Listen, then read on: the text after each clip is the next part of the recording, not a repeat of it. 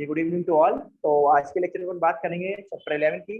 Chapter 11 में हम सप्त त्रिक अष्टक की बातें कर रहे थे। हमने काफी सारी बातें कर ली थी, त्रिविध बल की बातें कर ली थी, औषधि वगैरह की बातें, हमारी काफी सारी बातें इसमें हो चुकी थी, बेसिक्स बातें हो चुकी थी। आइए थोड़ी सी बातें आगे बढ़ाते हैं अपनी। तो मुझे आप ये बताइए, अष्ट त्रिक में जो पहला त्रिक था, तीन एषणाएं, कौन कौन सी तीन एषणाएं थी? जल्दी जल्दी चैट सेक्शन में बताइए आप लोग, मुझे चैट सेक्शन में लिख लिख कर बताएंगे आप सब लोग।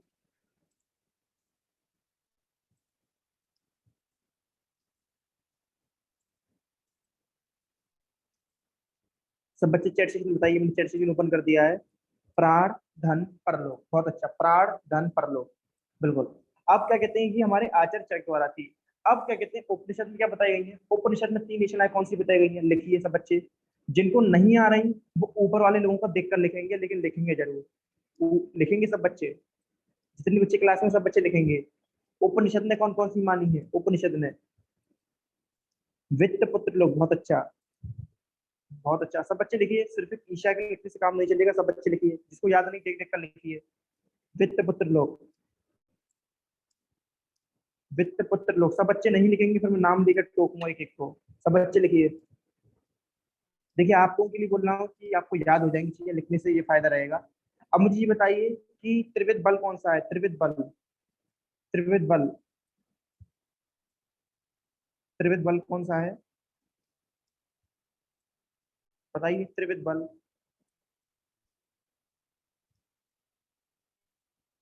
तीन प्रकार का बल कौन सा बताया गया? सहज, कालज, युक्तिकरण, बहुत अच्छा। सहज, कालज और युक्तिकरण, सहज, कालज, युक्तिकरण।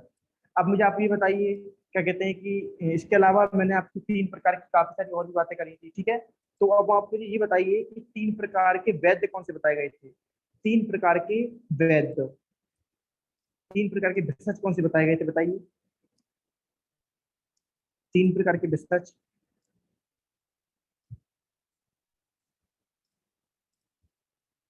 बताइए तीन प्रकार के भेषज कौन से बताए गए थे?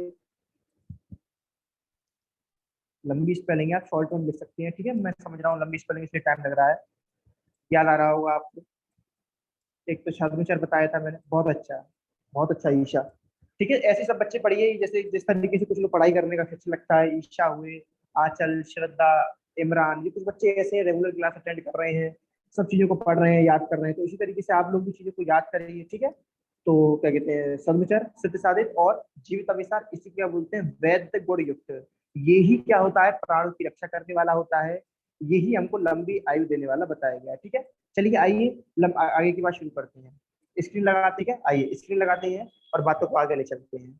आइए।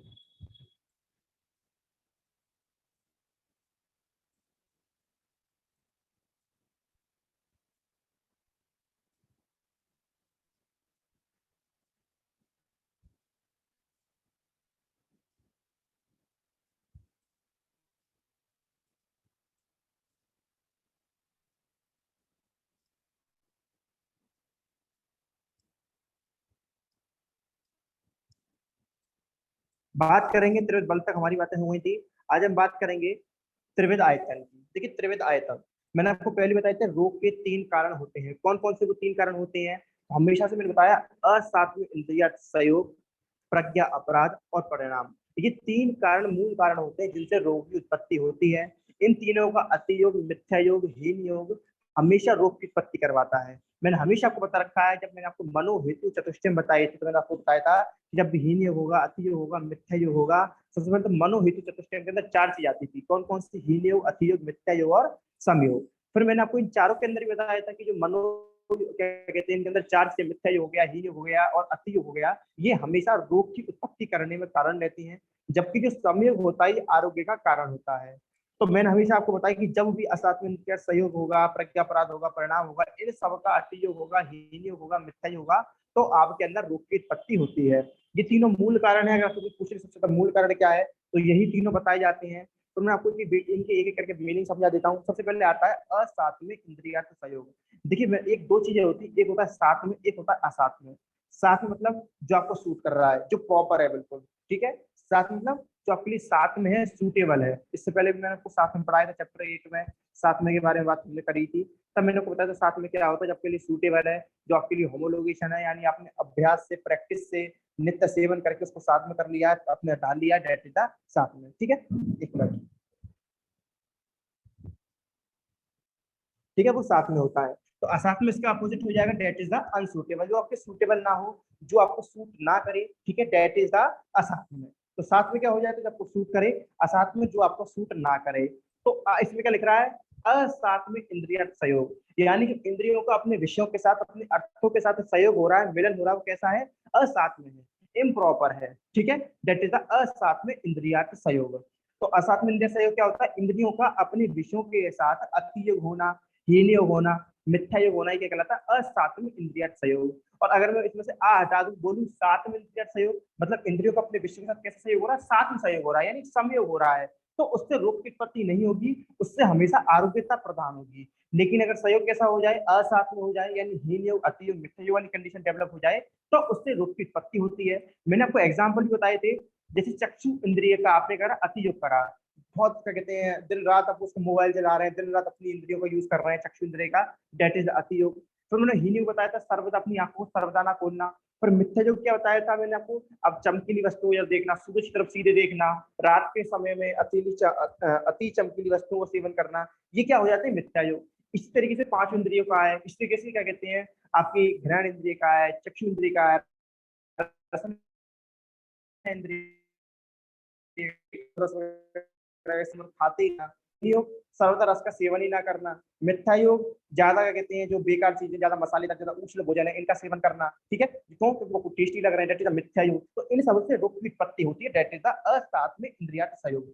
दूसरा होता है आपका असात्मिक इंद्रिय सहयोग का प्रज्ञा अपराध। प्रज्ञा अपराध के अंदर तीनों चीजें आ जाती है। देखिए, प्रज्ञा अपराध यानी हम कोई गलत काम कर रहे हैं, कोई भी गलत क्रिया कर रहे हैं, कोई भी गलत कर्म कर रहे हैं, प्रज्ञा अपराध कर्म भी होते हैं। जो कर्म होते हैं, कर्म तीन प्रकार के बताए गए हैं, कायिक यानी अपने शरीर द्वारा गलत कर्म करना, वाचिक अपनी बोली द्वारा, भाषा द्वारा, तीसरा मानसिक किसी के बारे में गलत धारणा रखना। इससे पहले मैंने आपको बताया भी थे कितने कितने पाप कर्म होते हैं, कायिक होते हैं, वाचिक होते हैं, मानसिक होते हैं। ठीक है, जो अष्टांग हृदय थे उसमें 10 बताए गए थे। ठीक है, लेकिन जो चरक में थे हमने यहाँ पर अलग काउंटिंग पढ़ी थी। खैर फिलहाल हम बात करते हैं कर्मों की। तो तीन प्रकार के थे, कायिक, वाचिक और मानसिक। जो कायिक थे मैंने आपको बताया था, कायिक मतलब इसका अति योग करना, हीन योग करना, मिथ्या योग करना। अति योग मतलब ये कह सकते हो लड़ाई पटाई झगड़ा ज्यादा करना। ठीक है, और हीन योग बिल्कुल भी गतिविधियां ना करना। मिथ्या योग जो काम को नहीं करनी चाहिए वैसे काम करना। इसी तरीके से क्या कहते हैं, मन के लिए कि उल्टा सीधी बातें सोचना, मिथ्या योग। बिल्कुल नहीं सोचना, दिमाग का प्रयोग ही नहीं करना, डेट इज द हीन योग। ज्यादा टेंशन लेना, डेट इज द अति योग ऑफ मन। ठीक है, बोली के लिए ज्यादा बोलना, अति योग। बिल्कुल ना बोलना, हीन योग। गलत बोलना, झूठ बोलना, चुगली करना, कठोर वचन बोलना, डेट इज अ मिथ्या योग। ये सब बातें हमने प्रज्ञा अपराध की वजह से करी थी। जब हम ऐसा सब कुछ करते हैं तो हमारी बुद्धि भ्रष्ट हो जाती है, धीहि धृति स्मृति का विनाश हो जाता है और रोग की उत्पत्ति होती है। इसलिए प्रज्ञा अपराध के बोला भी गया था, सर्व दोष प्रकोपकम, यानी सर्व दोष का प्रकोप करने वाला होता है कौन, प्रज्ञा अपराध। ठीक है, फिर इसके बाद बात करते हैं लास्ट परिणाम। परिणाम में बताया था कि परिणाम जन्य यानी ऋतु के अनुसार कुछ रोग होते हैं, जैसे सीजनल वेरिएशन हो गया, या फिर जब ऋतुओं का अतियोग, हीन, मिथ्या योग होता है तब भी रोगों की उत्पत्ति होती है। बरसात के मौसम में बरसात का ना पड़ना, गर्मी का पड़ना, डेट इज द मिथ्या योग। गर्मी में बहुत ज्यादा गर्मी का पड़ना, जैसे इस टाइम पड़ रही है, अति योग। गर्मी में गर्मी का सर्वदा ना पड़ना, ठंडे का पड़ना, डेट इज द हीन योग। या गर्मी का ना पड़ना इज द हीन योग, और गर्मी के सीधा ठंडे का पड़ना इज द मिथ्या योग। ठीक है, ये सारी बातें आपको मैं कहीं ना कहीं चैप्टर फर्स्ट में मैंने आपको ये बातें बताई, बेसिक्स बातें होती हैं। तो ये सब बातें बताई गई। आइए लिख लेते हैं, देख लेते हैं क्या लिख रहा है, इसको एक बार पढ़ लेते हैं। तो लिख रहा है रोग के तीन कारण होते हैं। क्या क्या तीन कारण है, पहला इंद्रियों के विषयों का अति होना, हीन होना, दूसरा अयोग। ठीक है, अयोग किसने माना, चरक ने माना था। हीन किसने माना है, भागवत ने माना है। ठीक है, कोई दिक्कत नहीं है। तीसरा मिथ्या योग है। ठीक है, मिथ्या योग मतलब अप्रिय विषयों का अपने अपने विषयों के साथ सहयोग ना होकर गलत सहयोग होना। ठीक है, इस प्रकार अतियोग, अयोग, मिथ्या योग तथा काल के अतियोग, मिथ्या योग के कारण भी रोगों के कारण उत्पत्ति होती है। फिर इंद्रियों के अतियोग मैंने आपको बताई दिए कि क्या क्या करना। जैसे कर्ण इंद्रिय कैसा होगा, अत्यंत ऊंचे शब्द को सुनना। ठीक है, दैट इज द अतियोग। कानों से बिल्कुल नहीं सुनना, दैट इज द अयोग। और कठोर शब्दों को, प्रियजन या प्रिय वस्तु के क्या कहते हैं, एकदम बिना से शब्द, जैसे सुन लिया कोई अपने बहुत करीबी वाला है, उसकी कुछ दिक्कत हो गई, एक्सपायर कर गया, कुछ बात हो गई, तो आप लोग एकदम परेशान हो जाते हैं, बेकार की उत्पत्ति हो जाती है। वो आपके कर्णेंद्रिय क्या है, मिथ्या योग है। यानी अपने ऐसी बात सुन ली जिसको आपके कान सहन नहीं कर पाएंगे। आपने सुन लिया कि आपका बिजनेस में लॉस हो गया है, या कोई भी ऐसी वचन जिसको आपके लिए अप्रिय हो। ठीक है, तो क्या करना है, अपनी इंद्रियों को अति योग से बचाना है, हीन योग से बचाना है, मिथ्या योग से बचाना है, और अपने मन को भी अहित विचारों से बचाना है। क्योंकि यहाँ पे मन अगर विकृत हो जाएगा तो वहां पर प्रज्ञा अपराध की स्थिति डेवलप हो जाएगी, उससे भी रोगों की उत्पत्ति हो जाएगी। तो ये सब मैंने आपको बता दी। रसनी इंद्रिय के लिए बताया था कि जिह्वा में रसों का अत्यधिक सहयोग करना क्या होता है, अतियोग होता है। बिल्कुल सहयोग न करना क्या होता है, हिमयोग होता है या अयोग होता है। और क्या कहते हैं, जो आहार विधि के अष्ट आयतन है, क्या कौन कौन से प्रकृतिकरण, संयोग राशि, देश काल, उपयोग, संस्था और उपयोगिता, इनके विरुद्ध आपको भोजन का सेवन करना क्या कहलाता है, आपका रस का मिथ्या योग कहलाता है। ठीक है, तो ये सब बातें हम करते हुए आ रहे हैं। फिर नीचे लिखना है विमर्श में, यहाँ अर्थ, कर्म और काल का अति योग, अयोग, मिथ्या योग, इन तीनों का कारण माना गया है। और बागवट ने अयोग की जगह हीन योग बताया। मैंने सब बातें आपको बता दी। फिर ना आपको ये भी बता दिया था, क्या कहते हैं कि तीन कारण होते हैं, असात्म, प्रज्ञाप्रात, परिणाम। ठीक है, और इनके 5 हो जाएंगे। जैसे असात्म इंद्रिय संयोग है, तो असात्म इंद्रिय संयोग के अंदर क्या हो रहा है, जो इंद्रियां हैं उनका अपने विषय के साथ अति योग हो रहा है, हीन हो रहा है, मिथ्या योग हो रहा है। तो 5 किस हो जाते हैं, 5 इंद्रियां हैं, 1 2 3 4 5। तो इन 5 इंद्रियों को क्या होगा, असात्म संयोग होना। अगर चक्षु का अपने विषय के साथ असात्म संयोग हो रहा है तो क्या बोलेंगे, चक्षु असात्म इंद्रियार्थ संयोग। कर्ण का हो रहा है तो कर्ण इंद्रियार्थ असात्म संयोग। इस तरीके से 5 और हो जाते हैं। तो इसलिए बोला जाता है कि जो प्रज्ञा, जो असात्म इंद्रिय संयोग होते हैं, ये पंचमी का त्रिविध भेद से 2 प्रकार के बताए गए हैं। ठीक है, नीचे आगे विमर्श में आप दिखाऊंगा मैं विमर्श को। ठीक है, आगे बताऊंगा। फिलहाल आगे अपन टॉपिक की बात करते हैं, स्पर्श इंद्रिय का व्यापकत्व। जब मैंने आपको चैप्टर 8 इंद्रिय उपकरणीय अध्याय बताया था, मैंने आपको बताया था जो इंद्रियां होती हैं उनके बारे में मैंने आपको बताया था। जो चक्षु इंद्रिय होती है कैसी होती है, प्रधान होती है, सभी इंद्रियों की प्रधानता बताई जाती है। फिर मैंने आपको ये भी बताया था त्वचा इंद्रिय होती है, त्वचा इंद्रिय। त्वचा इंद्रिय की मैं आपको बात बताई, त्वचा इंद्रिय एकमात्र इंद्रिय ऐसी होती है जो आपके संपूर्ण शरीर में व्याप्त होती है। ठीक है, त्वचा इंद्रिय कैसी होती है, जो आपके संपूर्ण शरीर में व्याप्त होती है। त्वचा शरीर मतलब जैसे जैसे आपको पता होगा, त्वचा है संपूर्ण शरीर व्याप्त है, और त्वचा के अंदर ही संपूर्ण इंद्रियों का वास रहता है। अब देखिए क्या होता है, देखिए आपने पढ़ा होगा जो मन होता है, मन मन मन को उभेंद्रिय बोला जाता है। उभेंद्रिय क्यों बोला जाता है, ये सारी इंद्रियों के विषय को कंट्रोल करता है, सारी इंद्रियों को कंट्रोल करता है, अपने विषयों का भी अतिक्रमण करता है और इंद्रिय के विषयों का भी अतिक्रमण करता है। ऐसा हमने चरित्र आकर पढ़ चुके हैं कि मन को उभय इंद्रिय इसलिए बोला जाता है कि जो मन है अपनी साथ साथ अपनी और जो इंद्रियां हैं, ज्ञान इंद्रियां, उन सब इंद्रियों के विषयों का अतिक्रमण करता है, उनको कंट्रोल करता है। कैसे कंट्रोल कर पा रहा है, जबकि मन के लिए तो पढ़ते आ रहे हैं, अड़ुत्तम चायकत्तम जगुण मन स्मृता। यानी मन क्या है, अड़ु है। कैसा है मन, अड़ु है, माइन्यूट है, स्मॉल है, बहुत छोटा सा मन है, लेकिन फिर भी इतना कंट्रोल कैसे कर पा रहा है। तो जो मन होता है, मन एक ऐसे काम के आदमी को पकड़ता है जिसका कॉन्टेक्ट फुल बॉडी में है। जैसे अगर आपको अपना कुछ कॉलेज में काम करवाना होगा तो आप किसी दमदार व्यक्ति को पढ़ेंगे, कॉलेज में चलती हो, जिसके सारे टीचर जानते हो, जूनियर सीनियर बैचमेट सब जानते हो, उसकी चलती हो, आप ऐसे व्यक्ति को पकड़ेंगे। हालांकि आप कैसे व्यक्ति हो, आप बहुत कमजोर हो, लेकिन आपको कुछ सुनता भी नहीं है। ठीक है, लेकिन फिर भी अगर आपको काम चलवाना, अगर आपके अंदर दिमाग है, ठीक है, एक होता है व्यक्ति की अकल से बड़ी भैंस होती है। अगर कोई कॉलेज में ऐसी भैंस है जिसकी सब सुनते हैं, कोई ताकत वाली हंसती है, लेकिन आपके अंदर अकल है, तो आप क्या करोगे, उस भैंस को अपने कंट्रोल करोगे, उस ताकत को अपने कंट्रोल करेंगे, उससे बात करेंगे और उसको अपने कंट्रोल करेंगे। तो उसी तरीके से मन होता है, मन छोटा सा है, कुछ ज्यादा ताकत नहीं है, लेकिन मन ने क्या करा, जो त्वचा है, त्वचा त्वचा त्वचा को क्या कर लिया, कंट्रोल में ले लिया। जब मन ने त्वचा में कंट्रोल ले लिया, त्वचा के अंदर व्याप्त हो गया मन, यानी ये मन है वो संपूर्ण त्वचा के साथ एक रिलेशन डेवलप कर लिया, यानी मन ने त्वचा के साथ समवाय संबंध, अनब्रेकेबल रिलेशन डेवलप कर लिया। जब मन ने त्वचा के साथ अनब्रेकेबल रिलेशन डेवलप कर लिया, फिर क्या होगा, तो उसके बाद ये होता है कि जब त्वचा के साथ अनब्रेकेबल रिलेशन डेवलप कर लेती है, तो त्वचा की एक खासियत होती है, त्वचा है वो सारी इंद्रियों के साथ, संपूर्ण इंद्रियों के साथ उसमें व्यापक रहती है। आप देखते हो जो स्किन है, जो त्वचा है, वो संपूर्ण शरीर में डिस्ट्रीब्यूटेड रहती है। त्वचा जो है distributed distributed all over body. ये त्वचा है वो संपूर्ण शरीर में फैली हुई रहती है। जो त्वचा है वो संपूर्ण शरीर में फैली हुई रहती है, distributed all over the body. और तो मन ने क्या करा, मन ने सोचा कि त्वचा ये सब तरफ फैली हुई है, ये तो मेरे काम का आदमी है, क्यों ना मैं इससे दोस्ती कर लूं, क्यों ना मैं इसके साथ एक ऐसा रिलेशन डेवलप कर लूं जो कोई तोड़ ना सके। अगर मैंने इसको अपने अंडर में ले लिया, एक ऐसा रिलेशन डेवलप कर लिया टूट ना सकता हो, तो क्या होगा, फायदा ही फायदा है। अगर त्वचा इन सबको फैली हुई है, अगर मुझे कोई बात पहचान नहीं होगी तो मैं त्वचा से कहूंगा, त्वचा फैला देगी इन सब में। तो मन क्या करता है, त्वचा के साथ समवाय संबंध डेवलप कर लेता है, रिलेशन डेवलप कर लेता है, और त्वचा सारी इंद्रियों संपूर्ण शरीर व्याप्त रहती है, जिस कारण उसका काम, जो मन का काम है, वो इजीली हो जाता है। आइए इसकी हिंदी पढ़ते हैं। कह रहा है संपूर्ण इंद्रियों में केवल स्पर्श इंद्रिय ही एक ऐसी इंद्रिय है जो हर एक इंद्रिय विद्यमान रहती है। यही मैंने बताया, स्पर्श इंद्रिय क्या है, सुपीरियर है, भारी आदमी है। ठीक है, और क्या करता है, मन इसका फायदा ले लिया। मन ने क्या बेनिफिट लिया, कह रहा है मन ने त्वचा का समवाय संबंध बना लिया। जो मन है उसने त्वचा के साथ अपना एक रिलेशन डेवलप कर लिया। फिर क्या कह रहा है, यद्यपि मन अणु होता है, हालांकि जो मन है वो छोटा होता है, लेकिन फिर भी पर त्वचा के सारे शरीर में व्याप्त रहने से जो त्वचा है वो संपूर्ण शरीर में फैली हुई है, और जो त्वचा है वो मन के लिए मर मिटने के लिए तैयार है, तो क्या होगा, मन भी सारे शरीर में व्यापक हो जाता है। किसके कारण हुआ मन सारे शरीर व्यापक, त्वचा के कारण। किसके कारण, त्वचा के कारण। फिर लिख रहा है इसलिए संपूर्ण इंद्रियों को व्यापक रूप से जो विशेष स्पर्श मिलता है वे अनुक्षय हितकर होने से पंचविध त्रिविध विकल्प का होता है। पंचविध त्रिविध मैंने एक्सप्लेन करा, त्रिविध के अंदर क्या क्या आ जाता है, असात्व इंद्रिय संयोग आ जाता है, प्रज्ञापराध आ जाता है, और कर्म आ जाता है, परिणाम आ जाता है। जबकि पंचविध कैसे होता है, पंचविध में बताया कि अगर आपकी चक्षु इंद्रियों का असात्व विशेष सहयोग हो रहा तो अपन क्या बोलते हैं, चक्षु असात्व इंद्रिय सहयोग। नीचे आप देखेंगे चक्षु असात्व इंद्रिय सहयोग, ग्रहण असात्व इंद्रिय सहयोग, दैट इज द पंचवेद, दैट इज द पंचवेद।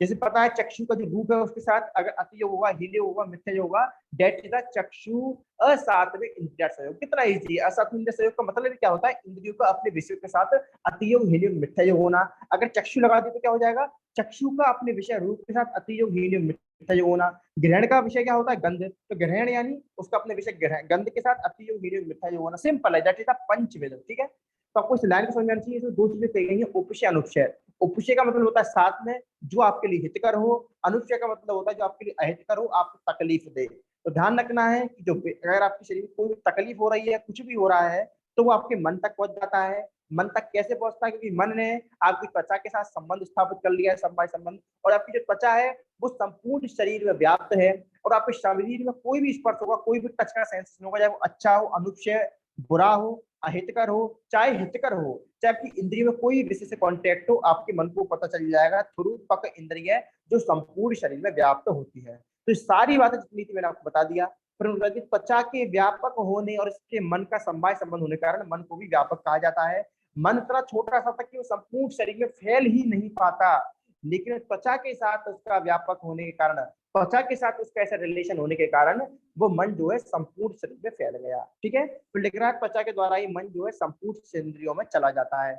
अब मुझे आप लोग ये बताइए कि आवाज मेरी प्रॉपर आ रही है, आवाज स्क्रीन सब कुछ प्रॉपर। Yes sir.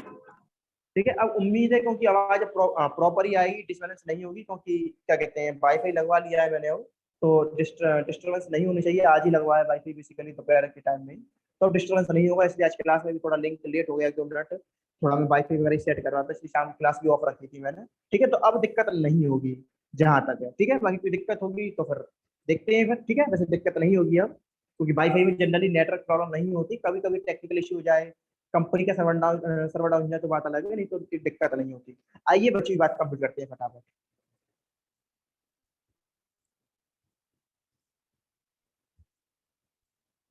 चलिए ठीक है, मैंने अब तक हमने आपको त्वचा के बारे में बताया, त्वचा की हमने काफी सारी आपको हमने तारीफ करी कि जो त्वचा होती है, त्वचा ने क्या कहते हैं क्या कर रखा है, अपना अधिकार जमा रखा है संपूर्ण शरीर पर, और त्वचा के साथ साथ मन भी उसके साथ जुड़ गया, तो मन का आधिपत्य, मन का कंट्रोल भी संपूर्ण शरीर के ऊपर आ गया। ठीक है, अब आगे आएंगे।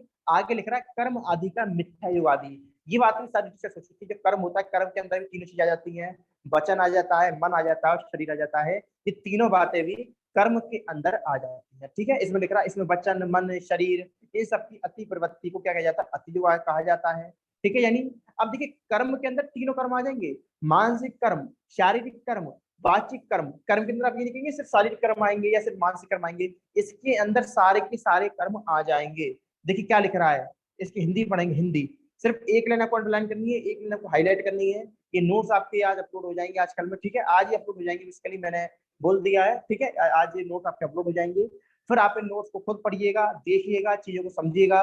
जो नहीं आएगा आप मुझे व्हाट्सएप करेंगे। ठीक है, सारी अब इश्यूज दूर हो चुकी है। मेरा दूसरा नंबर भी स्टार्ट हो जाएगा, तो आप क्या कहते हैं दूसरे नंबर भी व्हाट्सएप कर सकती हैं। ठीक है, चलिए बात कर रहे थे अर्थों के अतियोग आदि का निर्देश कर। अब हम कर्म के अतियोग, अयोग और मिथ्या योग का वर्णन प्रारंभ करते हैं। लिख रहा है वचन, मन और शरीर की प्रवृत्ति को कर्म कहा जाता है। यानी जो भी वचन कर रहा है, यानी हम बोल करके कर रहे हैं, मन के द्वारा कर रहे हैं, शरीर के द्वारा कर रहे हैं, इसी को अपन क्या बोल रहे हैं, कर्म बोल रहे हैं। फिर लिख रहा है इसमें वचन, मन और शरीर कि अति प्रवृत्ति, अगर जो वचन है, जो मन है, जो शरीर है, इसका अति प्रयोग हो रहा है, इसकी अति प्रवृत्ति हो रही है, तो अपन इसी को क्या बोल देते हैं? अति योग बोल देते हैं। क्या बोल देते हैं इसको? अपन अति योग बोल देते हैं। और अगर वचन का, यानी हम बाड़ी का, हमारे मन का और हमारे शरीर का बिल्कुल भी हम प्रयोग नहीं कर रहे, बिल्कुल भी हम प्रयोग नहीं कर रहे, तो हम क्या बोल देते हैं? उसको अयोग बोल देते हैं। और गलत प्रयोग कर रहे हैं, गलत प्रयोग जैसे कोई वेग आ रहा है, वेग का संधारण कर रहे हैं, कुछ गंदी चीज है उसको हम टच कर रहे हैं, जमीन पे कुछ गोर वगैरह पड़ा उस पैर रख रहे हैं, ठीक है, हम लड़खड़ा कर चल रहे हैं, कुछ भी मतलब ऐसी एब नॉर्मल एक्टिविटी कर रहे हैं जो हमको नहीं करनी चाहिए, अपने हाथों को मोड़ रहे हैं, उंगलियों को घुमा रहे हैं, ठीक है, अति लंघन कर रहे हैं, धूप का सेवन कर रहे हैं, बहुत देर तक पानी में पड़े हुए हैं, झूठ बोल रहे हैं, चुगली कर रहे हैं, कठोर वचन बोल रहे हैं, किसी बारे में गलत सोच रहे हैं, गुस्सा कर रहे हैं, अहंकार कर रहे हैं, किसी खुशी को देखकर जल रहे हैं और नास्तिक बन रहे हैं, ये सब क्या है? तीनों प्रकार के कर्म मैंने बता दिए। अगर आप ज्यादा गलत बोल रहे हो, चुगली कर रहे हो, डेट इज द वाचिक कर्म, डेट इज द वाचिक कर्म का मिथ्या योग, ठीक है। अगर आप कहते हैं ज्यादा बोल रहे हो, डेट इज द वाचिक कर्म का अति योग। अगर आप ज्यादा सोच रहे हो, डेट इज द मानसिक कर्म का अति योग। इन सब के अंदर मैंने आपको सारी बातें पहले ही भी बताई थी और अब भी बता रहा हूँ। फिर लिख रहा है और भी कर्म का मिथ्या योग, यानी लिख कह रहा है संक्षेप से अति योग या अयोग को छोड़कर वचन, मन और शरीर से किया जाने वाला कोई भी अहितकर कर्म जो यहाँ पर नहीं कहा गया है, मिथ्या योग ही कहा जाता है, ठीक है। तात्पर्य ये है कि जन्म में अनुचित कर्मों को मिथ्या योग कहा जाता है, मतलब जो भी कर्म अनुचित है, ठीक नहीं है, गलत है, उन सबको मिथ्या योग बोल दिया गया है। फिर कह रहा है जन्मांतर में किए हुए मन, वचन, शरीर से कर्म होता है उसका भी फल भोगना होता है। अब ये नहीं कि अभी आप अच्छे कर्म करो तो आपको अच्छा फल मिले, कुछ लोग ऐसे होते हैं बहुत अच्छे कर्म करते हैं, दान धर्म अच्छा करते हैं, बढ़िया मेहनत करते हैं, माता पिता की सेवा करते हैं, बढ़िया भगवान को मानते हैं, लेकिन फिर भी कहते हैं कितना परेशान व्यक्ति है, इतना सब कुछ करता है, भगवान की पूजा करता है, रोज मंदिर जाता है, रोज मस्जिद जाता है, फिर भी इतना परेशान है, शायद इसके पिछले जन्म के कुछ बुरे कर्म है। माना जाता है एक देव कर्म होते, एक पौरुष कर्म। जो पौरुष कर्म मतलब इस जन्म के कर्म, देव कर्म मतलब पिछले जन्म के कर्म। तो पिछले जन्म का कर्म हमको भोगना पड़ता है और पिछले जन्म के कर्म के अनुसार ही हमको क्या कहते हैं किस योनि का निर्धारण होता है, वो डिपेंड करता है। अगर आप अच्छे कर्म करें तो आपको इंसान की योनि मिलती है, इंसान की योनि में उच्च कुल की योनि मिलेगी, राजा के घर पे जन्म लो। लेकिन अगर आपके कर्म बेकार है तो हो सकता है राजा की जगह गरीब के घर में जन्म लो, और ज्यादा कर्म बेकार है तो हो सकता है जानवर के घर जन्म लो, और ज्यादा बेकार कर्म है तो हो सकता है नाली के कीड़े या सूअर, मतलब जितने ज्यादा आपके कर्म गलत होते जाएंगे, आपकी जो उत्पत्ति होगी उतनी ही निम्न योनि में होगी, ठीक है, ऐसा माना जाता है। और ये डिपेंड करता है देव कर्म पर, यानी पिछले जन्म के कर्मों पर निर्भर करता है। तो ये लिख रहा है कि अनुचित कर्मों को मिथ्या योग कहा जाता है, जो भी गलत है, और जन्मांतर यानी इससे पहले के जन्म में जो भी कर्म किए हैं उनका भी फल भोगना पड़ता है, चाहे वे अधर्मज हो चाहे धर्मज हो, उसका यहाँ पर उपदेश नहीं। अच्छे करोगे वो भी यहाँ पर भोगने को मिलेगा, बुरे करोगे तो भी भोगने को मिलेगा। कुछ लोग बहुत बुरा भला करते हैं लेकिन फिर भी बहुत मजे में रहते हैं, और हम कहते हैं अरे यार बुरे लोग आजकल बढ़िया है, ऐसा नहीं है। वो उनके पिछले जन्म के कर्म चल रहे हैं, उसमें पिछले जन्म में जो उन्होंने भला करा था उसका फल उनको अब मिलना है। अगला देखते हैं प्रज्ञा अपराध।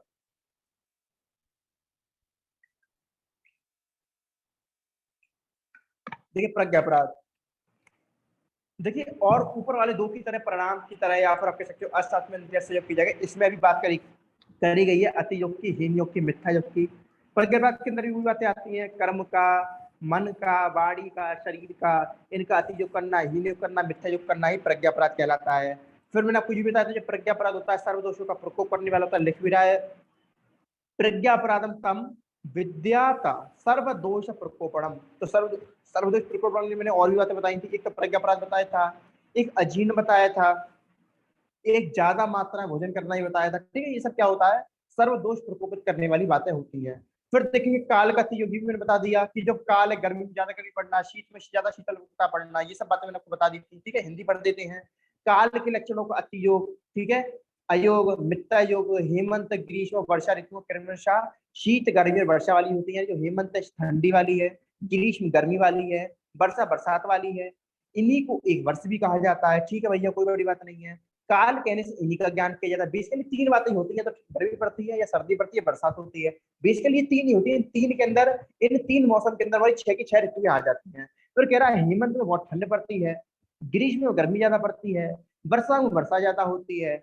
इसलिए कहा जाता है कि हेमंत, ग्रीष्म, वर्षा को अगर इसमें ज्यादा होने लग जाए और ज्यादा हो जाए, डेट इज अति योग। और मैंने बोल दिया अगर हेमंत में जाड़ा, ग्रीष्म में गर्मी और वर्षा ऋतु में जल बिल्कुल भी नहीं पड़े, पानी बिल्कुल नहीं पड़ रहा, वर्षा में गर्मी नहीं पड़ रही, ठंड में ठंड नहीं पड़ रही, डेट इज द अयोग। मैंने बोल दिया हेमंत ऋतु में कभी तो जाड़ा पड़ रहा है, कभी ज्यादा बहुत ज्यादा पड़ रहा है, कभी बहुत कम पड़ रहा है, कभी जाड़ा पड़ ही नहीं रहा, ठंड पड़ ही नहीं रही कभी, डेट इज द मिथ्या योग, ठीक है। इस तरीके से ग्रीष्म में कभी गर्मी नहीं पड़ रही, कभी बहुत ज्यादा गर्मी पड़ रही है और कभी ठंड पड़ रही है ग्रीष्म में, डेट इज द मिथ्या योग। ठीक है। फिर कहते हैं काल को ही परिणाम कहा जाता है क्योंकि काल ही संपूर्ण अच्छे और बुरे कर्मों को परिवर्तित करने वाला होता है। आप तो जानते हैं जो काल है उसी को परिणाम बोला गया। परिणाम क्यों बोला गया है? जो काल चाहेगा, जो समय चाहेगा वही हमारे साथ में हो जाएगा। कहते हैं ना, कहते हैं समय बहुत बलवान है। ठीक है। कहते हैं ना अपना टाइम आएगा, तो टाइम आएगा मतलब अपना काल आएगा। काल इन द सेंस जिसका समय होता है, जिसके साथ काल होता है उसकी हमेशा विजय होती है। क्यों? क्योंकि काल के अनुसार ही परिणाम निकलता है, ये परिणाम का डिस्कशन उसी के अनुसार होता है। फिर विमर्श में आएंगे। विमर्श की थर्ड लाइन आप देख रहे होंगे, एक मैंने ब्लॉक में पहले कर रखा है, बसंत को, शिशिर को, ठीक है, इन सब तीनों ऋतु को, इन तीनों ऋतु को साधारण काल बोला गया है। बसंत को, शिशिर को और शरद को। बसंत, शरद, शिशिर। ठीक है। बसंत में आपको पता है कफ का प्रकोप होता है, शिशिर में आपको पता है पित्त का प्रकोप होता है, और शिशिर में आपको पता ही है क्या होता है, जो आपका कफ है इसका संचय होता है, कफ का संचय होता है। ठीक है। तो इसको आप याद कर लोगे। बताइए कि साधारण काल है, इन्हीं ऋतु में आपको क्या करना है, बेसिकली शोधन कराना होता है। कोई नई बात नहीं है, फर्स्ट ईयर की चीजें थी। आगे जब आएगा पंच कर रहा हूँ तब वहां पर देखेंगे, फिलहाल यहाँ कोई ज्यादा पढ़ने का मतलब नहीं है।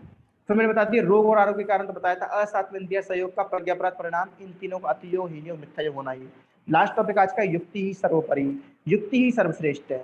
मैंने आपको पहले ही बताया था इससे पहले वाले चैप्टर में कि युक्ति की एक अलग ही इंपॉर्टेंस आती है, कि हमेशा बताया जाता है कि परीक्षा कुशला भवंती, यानी जो चिकित्सक परीक्षा करके क्या कहते हैं चिकित्सा करता है, उसकी चिकित्सा हमेशा सक्सेस होती है।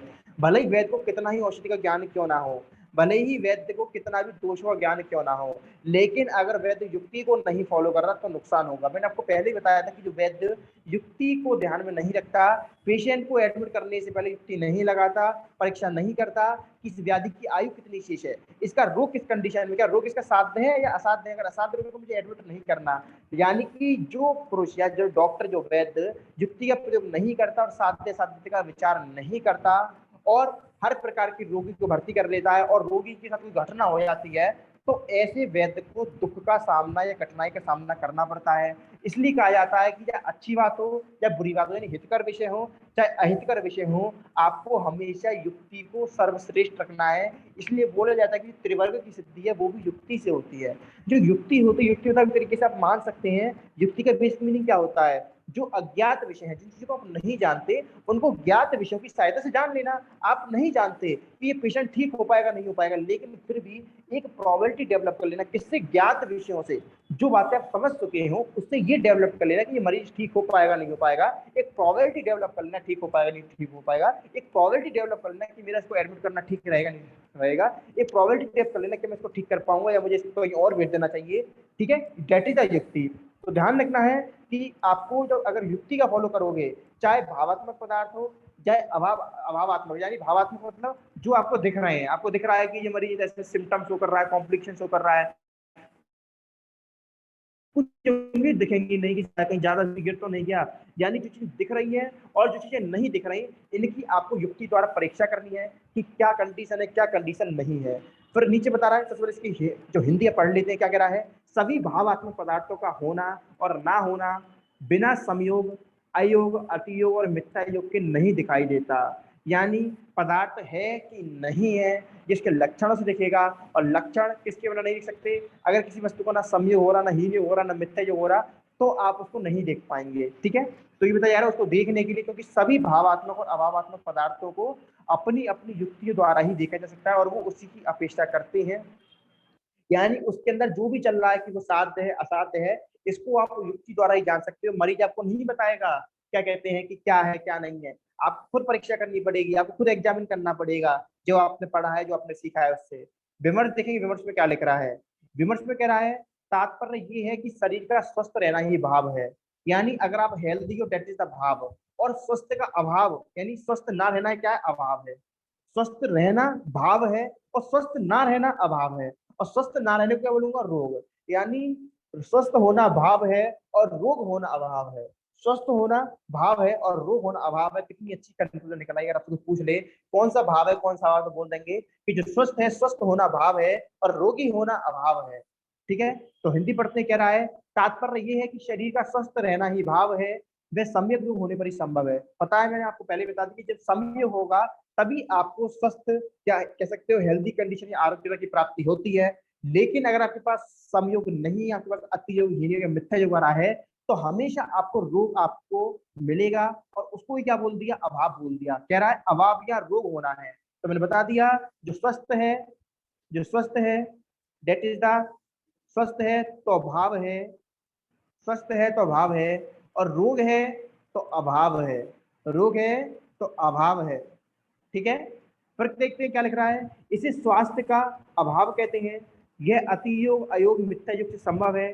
जैसे संसारिक पदार्थ, घट, वृक्ष आदि का स्वकरण से संयोग से उत्पत्ति होना, उसकी चिकित्सा होना संभव है।